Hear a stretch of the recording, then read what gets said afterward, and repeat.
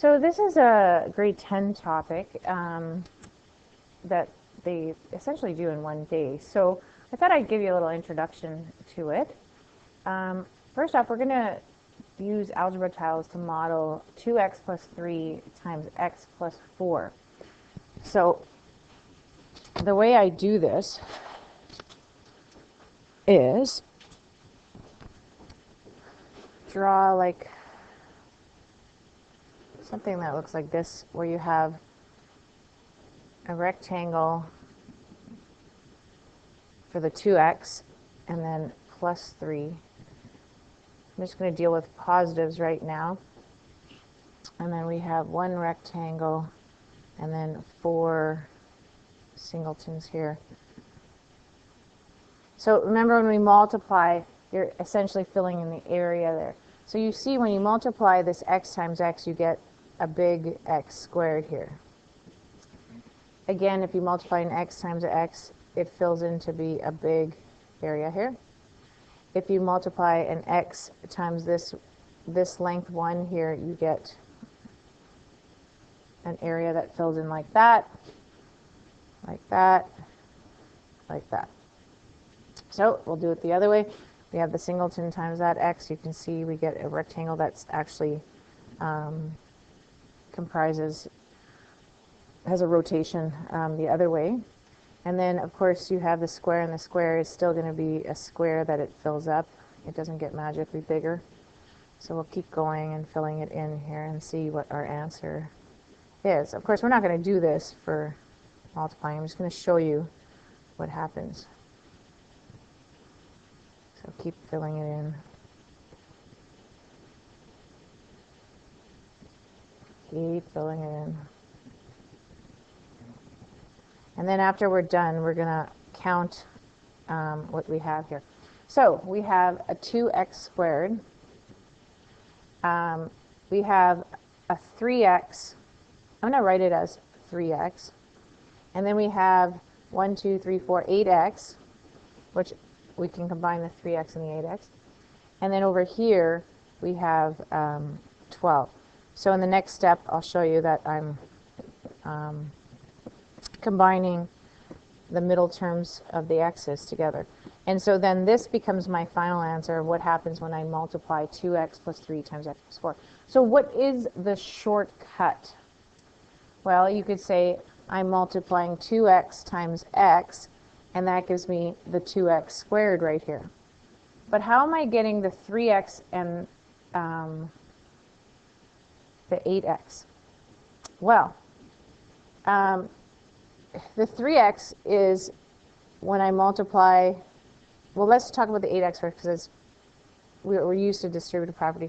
So 2x times x gives me the 2x squared. But then when I multiply the 2x times 4, do you see that's when I'm getting this 8x there?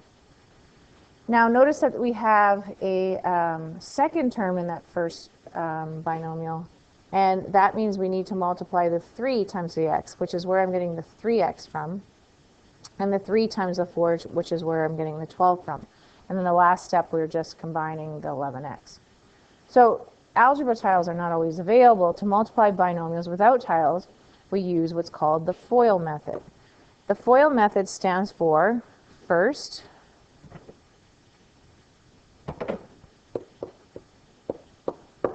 outer, inner, last. And I'll explain exactly what that means in a second.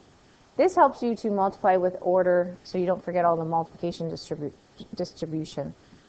Then you combine the inner and the outer terms, which are like terms.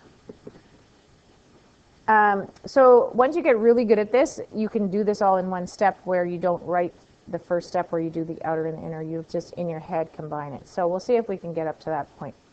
Okay, so first means we're multiplying the first terms together, which is this. So I'm going to call this f.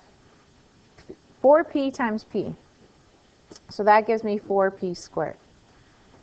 Then the outer terms is the outside 2. So that would be my o. So 4p times 10, which is 40p. And then the inner is the inside terms. So there's my inner. 1 times p, which gives me 1p. And then last are the last two terms here, which is 1 times 10, which is 10. Then we combine the outer and the inner, and we get 4p squared plus 41p plus 10. Okay, let's try it again.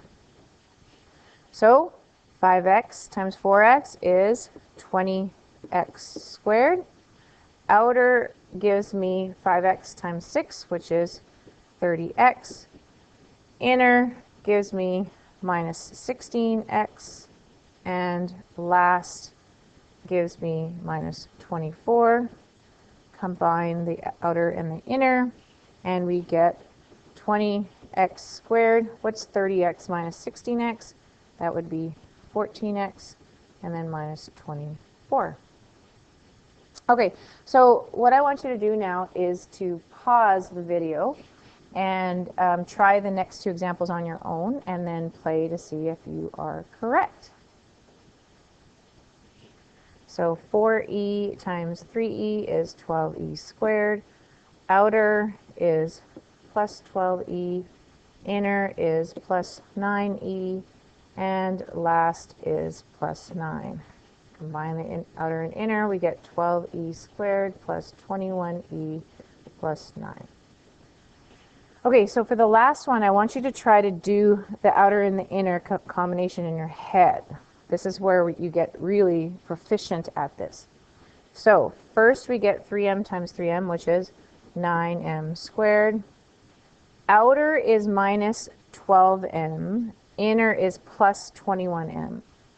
So in your head, you're going to do what's minus 12 plus 21? And we get plus 12m and then minus 28. I wouldn't try this proficient way until maybe the second worksheet in the booklet. So practice doing the steps, combining the middle terms. Then once you get really good at that, try to do the middle term, the outer and the inner term, middle terms combination at one step.